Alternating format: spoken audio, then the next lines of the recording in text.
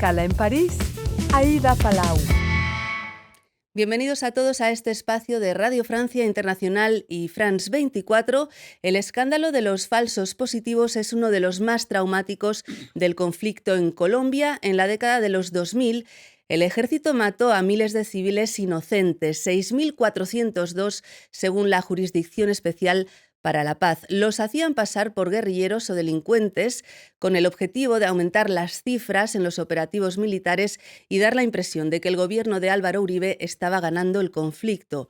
Uno de ellos era Julián Oviedo Monroy, joven de Soacha, desaparecido el 2 de marzo de 2008. Su cuerpo fue encontrado 6 meses después en una fosa común. Hoy hace escala en París su madre, Blanca Monroy. Blanca, muchísimas gracias por estar con nosotros y bienvenida. Muchas gracias a ustedes por esta invitación. Blanca Monroy, que además es miembro de la organización Madres de Falsos Positivos de Colombia y que viene acompañada por María Fernández Gómez Garridos, que es psicóloga y que ha acompañado a estas madres cuando han tenido encuentros con exoficiales de las Fuerzas Armadas que han admitido haber participado en este asesinato de inocentes. Y las dos están en París porque han participado en un coloquio organizado por la Casa de Issy, que está en el este de Francia, un espacio dedicado a las madres de las víctimas del Holocausto, el genocidio contra los judíos perpetrado por los nazis, y que han querido conocer el caso colombiano. ¿Cómo ha ido este intercambio, Blanca, en el que se ha explorado esa dolorosa cuestión, ¿no?, que es la pérdida de lo que una madre más quiere, que es un hijo, en un contexto de genocidio, en el caso del Holocausto, y en un contexto de conflicto armado como el de Colombia? ¿Con qué se queda, Blanca? ¿Qué le ha impactado más de este Bueno, a mí encuentro? me parece que fue algo muy bonito, pero a la vez fue muy triste. Ver allí las fotos de este montón de niños que muy miserablemente acabaron con su vida. Y fue como yo devolverme de pronto al tiempo en que Julián era un niño. En ese tiempo, si le hubiera pasado algo a Julián, hubiera sido muy, muy triste porque era un niño que no se podía defender. Pero da la casualidad que pasó el tiempo y sin pensarlo, mi hijo terminó, como lo dije al principio, en manos de una red de asesinos. No tenía idea que el ejército de Colombia, que son los que nos cuidan, nos protegen, hubiera hecho esto con mi hijo. Y ha sido algo triste. Sí. ¿Cómo ha ido este intercambio, María Fernanda? Usted que es psicóloga, ¿qué destaca de este encuentro entre dos conflictos tan distintos, pero con ese denominador común, que es la pérdida injusta y violenta de un hijo?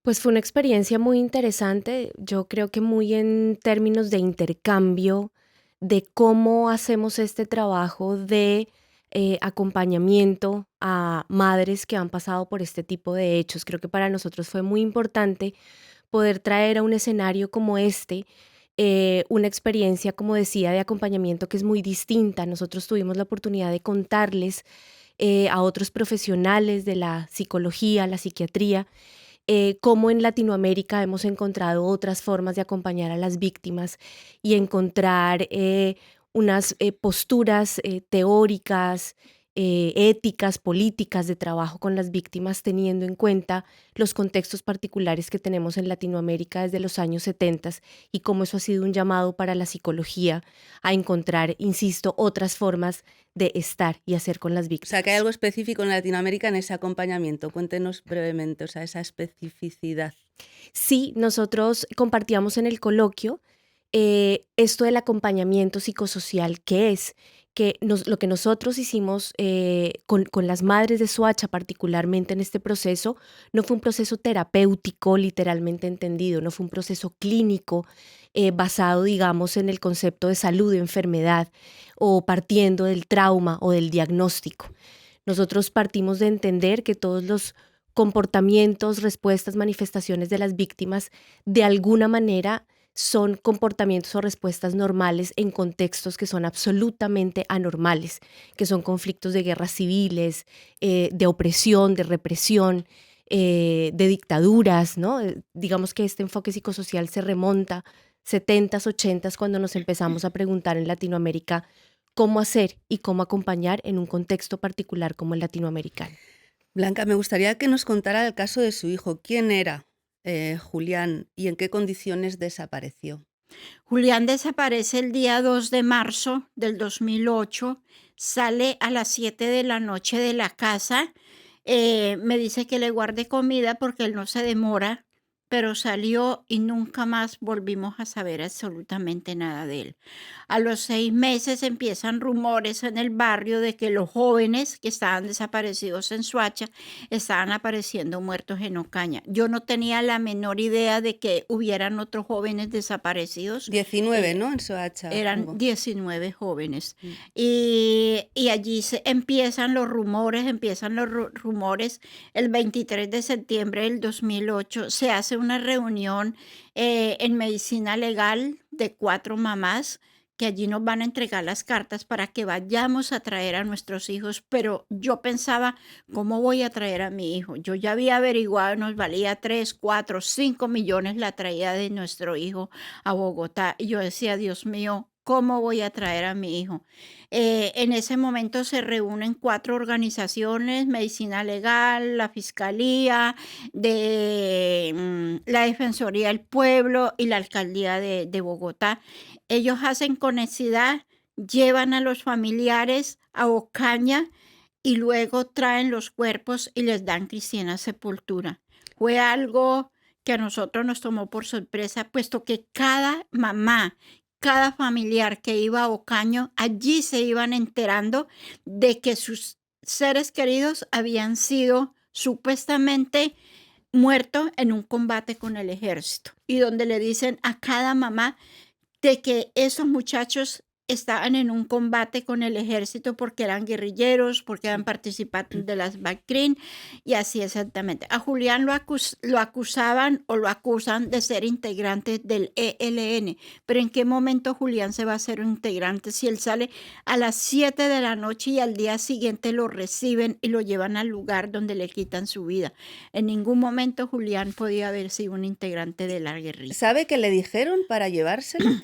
Pues a él le ofrecieron un trabajo. Él me dijo a mí que le había salido un trabajo. Y entonces se fue a las 7 él salió a las 7 como a una entrevista. a una entrevista. Y no volvió. ¿Saben quién lo mató? A él lo reclutó el señor Alexander Carretero. O sea, él estaba en Ocaña, pero tenía otras personas que le ayudaban y estas personas lo sacaron a él de Soacha y lo llevaron al lugar donde le quitaron su vida. Bueno, ha habido varias condenas ya por el tema de los falsos positivos. No sé si en el caso de su hijo ha habido juicio, hay gente en la cárcel.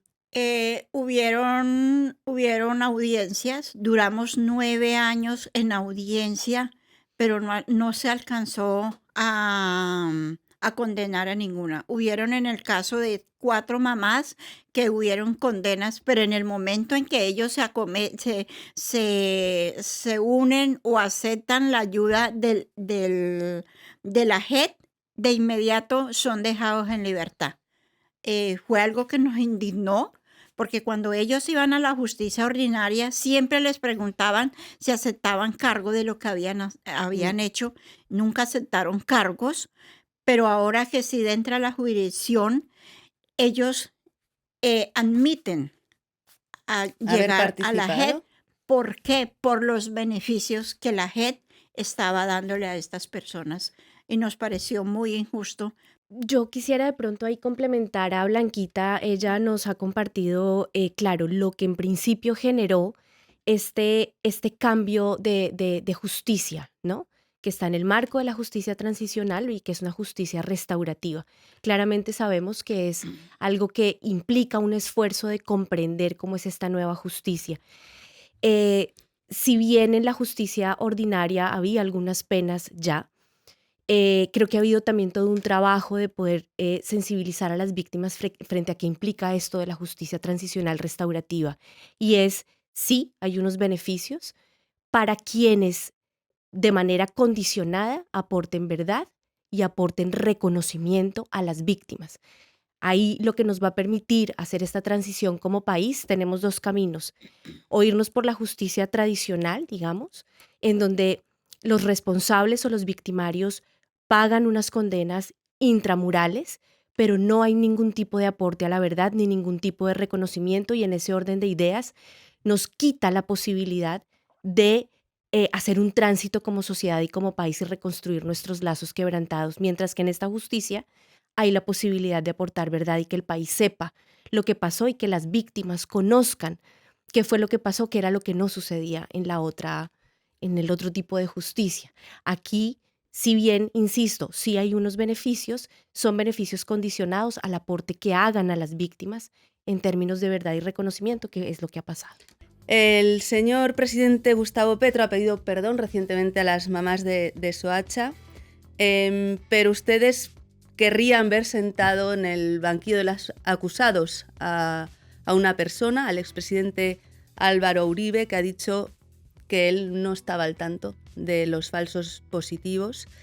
¿Cree que algún día Álvaro Uribe va a admitirlo, se sentará en el banquillo de los acusados? Blanca.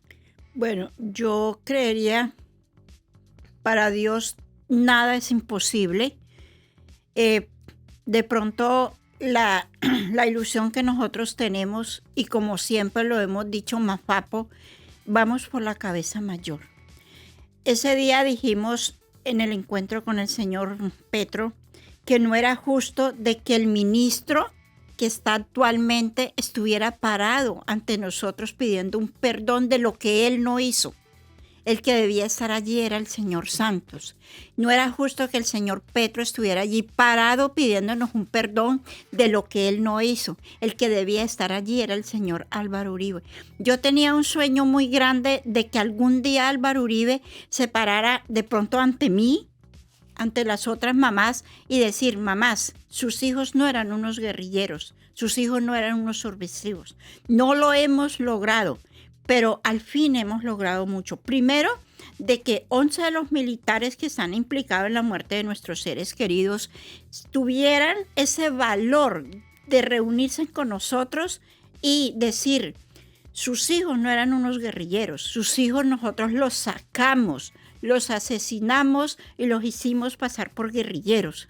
Y hemos logrado mucho, y yo sé que vamos a seguir lográndolo, y yo sé que el señor Álvaro Uribe algún día, él tendrá que sentarse en el banquillo de los acusados. Esa es la esperanza que nosotras todas tenemos. Bueno, pues nos quedamos con eso. Blanca Monroy y María Fernanda, muchísimas gracias por haber estado con nosotros y haber compartido su testimonio. Muchas gracias. Muchas gracias a ustedes. Y gracias a todos ustedes por habernos acompañado. Ya saben que nos pueden seguir también por internet en rfimundo.com y en france24.com. Hasta pronto, amigos.